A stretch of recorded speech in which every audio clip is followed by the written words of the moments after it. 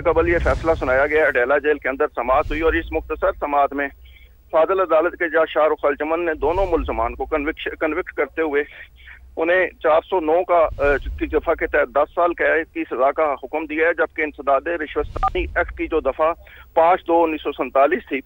उसके तहत दोनों मुलजमान को 7 साल कैद की सजा का हुक्म दिया है, जबकि दोनों मुलजमान को अलग अलग 1,64,05,00,000 रुपए का जुर्माना भी आयद किया गया है। यह मुख्तसर फैसला अदालत में सुनाया गया है, जिसके बाद इसका बाकायदा वारंट जेल इंतजामिया के हवाले कर दिया गया है और अब से चंद लम्हे कबल फाजिल अदालत के जज यहाँ से वापस यासिर साथ ही रहिएगा। हमें ज्वाइन कर चुके हैं माहिर कानून हाफिज एहसान साहब। हाफिज साहब बहुत शुक्रिया वक्त देने का। हाफिज साहब, तोशाखाना 2 केस में बानी और बुशरा बीबी को 17 साल की कैद की सजा सुनाई गई है, क्या कहेंगे आप? एक तो ये है कि इस केस का बैकग्राउंड बुनियादी तौर पर यह था कि फॉर्मर प्राइम मिनिस्टर ने जब मई 2021 के अंदर सऊदी अरब का दौरा किया तो वहाँ के क्राउन प्रिंस जो थे उन्होंने प्राइम मिनिस्टर की वाइफ को एक बल्गेरियन सेट्स जो है जिसके अंदर नेकलेस था, पेयर ऑफ रिंग थी, ब्रेसलेट था और रिंग जो थी वो उन्हें दी गई और वो उसकी जो मालियत जो थी वो के बाद के अंदर कंफर्म की जो इटालियन कंपनी है तकरीबन 3,80,000 यूरो वो बनी और उसके अंदर जो पाकिस्तानी रुपये के मुताबिक जो है वो 71.56 मिलियन बने। लेकिन जो हमारा लॉ या रूल्स कहते हैं जो 2018 का लीगल फ्रेमवर्क रूल है तोशाखाना का, उसके अंदर ये है कि क्लॉज 1 इसकी ये कहती है कि अगर कोई भी गिफ्ट जो है वो पब्लिक ऑफिस होल्डर्स को आता है तो उसे इमीडिएटली उसको रिपोर्ट करना चाहिए कि कैबिनेट डिवीजन के अंदर बना हुआ है और उसके बाद जो है उसको डिपॉजिट करवाना चाहिए।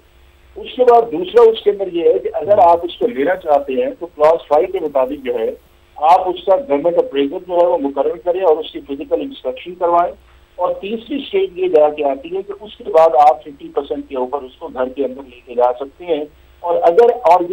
30,000 से गिफ्ट कम है तो उसके लिए जरूरत नहीं है और अगर 30,000 से ज्यादा प्रोसेस है। और फाइनली ये इसके अंदर ये है कि वायलेशन करते हैं तो जिसने वो गिफ्ट लिया हो, जिसके ऑफिस की वजह से इस्तेमाल हुआ हो, वो क्लॉज 13 के मुताबिक जो है उसके अंदर ये पर्सनल रिस्पॉन्सिबिलिटी आती है। अब ये चीजें जो थी जब पाकिस्तान के अंदर आई तो इमीडिएटली ने डिपॉजिट करवाना चाहिए था, वो नहीं डिपॉजिट करवाई गई और उसके बाद जो डिप्टी मिलिट्री सेक्रेटरी था उसको एक सिर्फ लेटर की बुनियाद के ऊपर ये था कि कहा गया कि हमने दे दी है, एक्चुअली वो डिपॉजिट नहीं हुई और जब उसके बाद इसकी अंडर वैल्यूएशन करवाई गई और वही कस्टम इंस्पेक्टर जो था जिसको कहा गया और उससे पहले एक शख्स था जिसका नाम अब्बासी है, उस अब्बासी को कहा गया जिसका कोई ताल्लुक नहीं था इस वैल्यूएशन के अंदर, उसने 5.9 था और जो दूसरा शख्स था जो कस्टम इंस्पेक्टर था या प्रेसिडेंट था उसने उसी को जो है वो एंडोर्स कर दिया। जब उसने एंडोर्स कर दिया और मामला जो था चूंकि आप गवर्नमेंट के अंदर होते हैं प्राइम मिनिस्टर बढ़ नहीं सकती, लेकिन जब वो फॉर्मर प्राइम मिनिस्टर गए और उसके बाद अगस्त 2022 के अंदर इसकी इन्वेस्टिगेशन स्टार्ट हुई और उसके अंदर बहुत सारे जो गवाह जो है वो लाए गए और इसकी वैल्यूएशन को जब चेक किया गया तो जब इटली के अंदर भी हमारे हाई कमीशन के जरिए उससे कॉन्टेक्ट किया तो ये सामने चीज आई कि इसके अंदर वैल्यूएशन जो है वो आई है और उसके ऊपर नैब ने एक रेफरेंस जो है वो बना के अकाउंटेबिलिटी कोर्ट के अंदर भेजा और जब उन्होंने उसके अंदर भेजा तो 4 चीजें उसके अंदर आई कि नंबर 1 ये है कि प्राइम मिनिस्टर ऑफिस का गलत इस्तेमाल हुआ, नंबर 2 ये है कि इसके अंदर जो है कि जो वायलेशन जो है वो तोशाखाना रूल्स की है, नंबर 3 जो है कि इसको अंडर वैल्यूएशन की तरफ करवाया गया और चौथा ये है कि ये सारा कुछ जो था मैनिपुलेट किया गया और इलीगल रिटेन किया गया। उसके ऊपर अकाउंटेबिलिटी कोर्ट के अंदर जब चला तो नैब की जो अकाउंटेबिलिटी कोर्ट है सुप्रीम कोर्ट की जजमेंट आई और जजमेंट होने के बाद मामला जो है वो FIU पे गया और वहां के ऊपर सारे प्रोसेस के बाद दिसंबर 2024 के अंदर चार्ज फ्रेम किया गया और उस चार्ज फ्रेम होने के बाद जो है आज आपके सामने चीज आई और जो चार्ज फ्रेम किया गया वो section 409 Pakistan penal code, 109 Pakistan penal code और 52 पाकिस्तान करप्शन एक्ट 1947 के अंदर किया गया और दोनों को कहा गया कि इन्होंने इन लॉज की भी वायलेशन की है, ये बेनिफिशियरी भी है और इन्होंने इसके अंदर डायरेक्टली ये सारी सुपरविजन के अंदर होकर प्राइम मिनिस्टर ऑफिस का गलत इस्तेमाल हुआ। तो मैं समझता हूँ कि सारी चीजें जो प्रोसिक्यूशन लेके आई है और उसके अंदर वो सारी चीजें थी और इनके पास सिर्फ एक ही डिफेंस ये था कि हमने 2018 के मुताबिक जो है उसको रिटेन किया है। हालांकि एडमिटेडली ये है कि इसकी मार्केट वैल्यू जो है जो खुद कंपनी ने कहा या जो वैल्यूएशन आई हो तकरीबन 3,80,000 है और उसको सिर्फ 5.8 मिलियन 58 लाख पे करवाया गया और फिर उसके बाद जो है कि सिर्फ 2.9 मिलियन दे के चीजों कर गए। तो मेरा ख्याल है कि सीरियसली जो है वो फॉर्मर प्राइम मिनिस्टर जो नैरेटिव बनाते थे कि हमारे इन ऑफिस के अंदर बैठ के जो मिसयूज ऑफ अथॉरिटी या मिसयूज ऑफ पावर किया जाता है,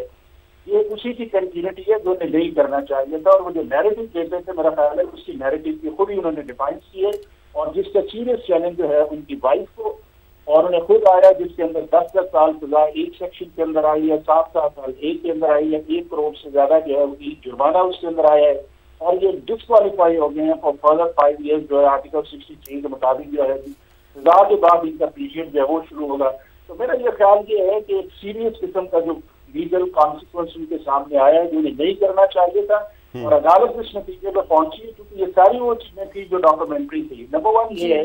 कि एडमिटेडली जो थी वैल्यूएशन थी वो अंडर वैल्यू थी। एडमिटेडली जो इनके सेक्रेटरी इनाम था उसने ये बताया कि किस तरह उसने जाके वो जो लड़का बाकी था उसको जाके ये दिया। एडमिटेडली ये है कि ये गिफ्ट पाकिस्तान के अंदर आए, डिपॉजिट नहीं कर गए। एडमिटेडली ये है कि डीएमएस का जो लेटर था वो सिर्फ एक खानापुरी के तौर पे था और उसके अंदर कोई चीज नहीं थी। और एडमिटेडली ये है कि इन चीजों को बाद के अंदर जो है वो प्रोड्यूस भी नहीं किया गया। तो मैं ये समझता हूँ कि वो सारी चीजें एविडेंस ऐसी थी कि जिसके नतीजे के ऊपर जो है आज जो FIA कोर्ट है उस नतीजे पे पहुंची है। तो फॉर्मर प्राइम मिनिस्टर जो है इनको चार्ज एंटी करप्शन एक्ट के पाकिस्तान पीनल कोड के अंदर किया गया। जी बिल्कुल हाफिज साहब, आप बिल्कुल दुरुस्त कह रहे हैं। हमें साजिद भट्टी साहब माहिर कानून है, उन्होंने भी ज्वाइन किया है। साजिद साहब, बानी PTI और बुशरा बीबी के खिलाफ तोशाखाना 2 केस में उनको 17 साल कैद की सजा सुना दी गई है और साथ ही 1 करोड़ से ज्यादा का भी जुर्माना किया गया है। क्या कहेंगे इस पर? जहां तक सजा का ताल्लुक है तो वो जो 10 साल है और फिर 7 साल दूसरे ऑफेंस में है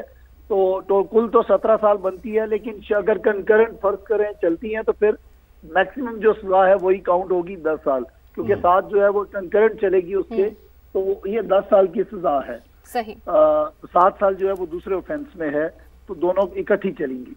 अब बात यह है कि सजा कैसे हुई। देख लीजिए कि इस केस को चलते हुए तकरीबन 2-2.5 साल हो चुके हैं, और इन 2.5 सालों में इस केस की इन्वेस्टिगेशन और फिर उसके बाद इसका ट्रायल हुआ। तो ट्रायल में तमाम तर जो डिफेंस की जो उनको मौके थे वो दिए गए। उनकी मर्जी के वकील थे, उनको शहादत देने की जो है वो भी इजाजत थी। तो उसके बाद अगर अदालत ने फैसला किया तो अदालत ने डेफिनेट तमाम तर शवाहिद को देखते हुए अल्टीमेट ये सजा दी होगी। जी साथ ही रहिएगा। आप हमें ज्वाइन कर चुके हैं हारिस अजमत साहब। हारिस साहब बहुत शुक्रिया। हारिस साहब आपकी तरफ मैं आऊंगा। दानियाल चौधरी साहब हमें ज्वाइन कर चुके हैं। दानियाल साहब आप कहिएगा, 17 साल की कैद हो गई है बानी PTI और बुशरा बीबी को, क्या कहेंगे आप? देखिए जी, ये बड़ा खुशाइन फैसला है, और ये खुशाइन फैसला इसलिए है कि ये उस बंदे के खिलाफ सजा हुई है जो एक पूरे सिस्टम को डीरेल किया। उस बंदे के खिलाफ जिसने करप्शन का नारा लगाकर अपने 14 साल जिस सूबे में बैठे हैं करप्शन की धज्जियां उड़ा दी। वहां 14 साल से उन्होंने करप्शन के इदारे को, एहतसाब के इदारे को ताले लगाए हुए हैं। आज इनका एक और फैसले में ये सामने आए जिनमें इनको 15 महीने दिए गए कि अपनी ये इनोसेंस प्रूव करें, और बड़ी ड्यू डिलिजेंस करने के बाद जो सऊदी अरब की तरफ से इनको एक गाड़ी का ज्वेलरी सेट दिया गया था जिसकी एक्चुअल वैल्यू जो थी 705 मिलियन थी अप्रॉक्सीमेटली, उसकी वैल्यू थी, और उन्होंने अंडर वैल्यू करके पाकिस्तानी एक्सचेकर्स को धोखा दिया, नुकसान पहुंचाया, और उसको अंडर वैल्यू करके उसको बेचा और पैसे खा गए। ये पाकिस्तानी अवाम के पैसे थे जिसको इन्होंने खाया और उस पाकिस्तानी अवाम के को नुकसान पहुंचाया। लेकिन इससे ज्यादा एक लीडर की हैसियत में इन्होंने धोखा दिया, कौम को धोखा दिया, लोगों को धोखा दिया, और ये धोखा नया नहीं है। ये इस तरह की चीजें बुशरा बीबी के साथ मिलकर ये पहले भी करते रहे। ये बुशरा बीबी ने चीजें क्या नाम है, इमरान खान साहब के मिलकर पता नहीं और कितनी चीजें बेची और खरीदी, लोगों को ब्लैकमेल करके करते थे। इनकी पूरी सियासत का महवर था करप्शन, लेकिन करप्शन की बुनियाद के ऊपर इन्होंने एक एम्पायर खड़ा किया हुआ है। आप क्या नाम है, जो इनका अस्पताल है उसमें जो उनके जो सबसे पुराने डोनर्स थे वो भी आज ही बात करते हैं कि इनको जो पैसे दिए गए तो उसका मिस यूज ऑफ फंड्स किया गया, उसको गलत इस्तेमाल किया गया। आज PTI के दोस्त जो हैं भी चीखे मार रहे हैं कि ये फैसला जो है ये गलत है, लेकिन कानूनी शहादत की जितनी भी प्रोविजन थी इनको टाइम दिया गया, कि उनको पूरा करें, इनको टाइम दिया गया कि अपने जवाबात को पूरा कर लें। आपने जो अपनी डिफेंस में चीजें देनी है, लेकिन ये कोई चीज ना बेच सके। ये क्रिमिनल ब्रीच ऑफ ट्रस्ट था और इसके आर्टिकल 409 कानूनी शहादत के तहत सेक्शन 5 के तहत उनको सजा हुई है और ये खुश आइन है। और ये आगे आने वाले, मैं आपको एक बात बताऊं, मैंने जब फैज हमीद का फैसला आया तो मैंने पहली चीज क्या बोली, मैंने कहा कि ये फैसला जो है पहली कड़ी है और to a new dawn, because ऐसे तमाम लोग जो स्टेजों पे खड़े होकर गाली देते हैं, मुल्क को खराब करते हैं, पाकिस्तान को, अपनी सियासत को पाकिस्तान से बालातर रखते हैं, झूठे लोगों के साथ वादे करते हैं, पाकिस्तानियों को गुमराह करने की कोशिश करते हैं, अपने जेब भरते हैं, जो अपने घर के बिजली का बिल खुद भी अपने पैसों से नहीं देते, वो अवाम के साथ कैसे सिंसियर हो सकते हैं सिवाय बातों की हद तक। और आपने ये केस, पहले इन्होंने खाना काबा वाली घड़ी बेची, फिर सऊदी अरब के क्राउन प्रिंस की दिया हुआ गोल्ड का, डायमंड का सेट, हीरे जवाहरात का सेट बेचा जो दुनिया में ही बड़ा लिमिटेड था, उसको जो पाकिस्तान की मलकियत थी, पाकिस्तान अवाम की मलकियत थी, उसको बेचा, हमें डिस्ग्रेस कराया और उसके बाद वो पैसे खा गए। तो इनको जब भी आप झंझोड़ेंगे, इनका जो भी जेब चेक करेंगे तो उससे आपको करप्शन ही निकलेगी, कभी एक जेब से कभी दूसरी जेब से। और ये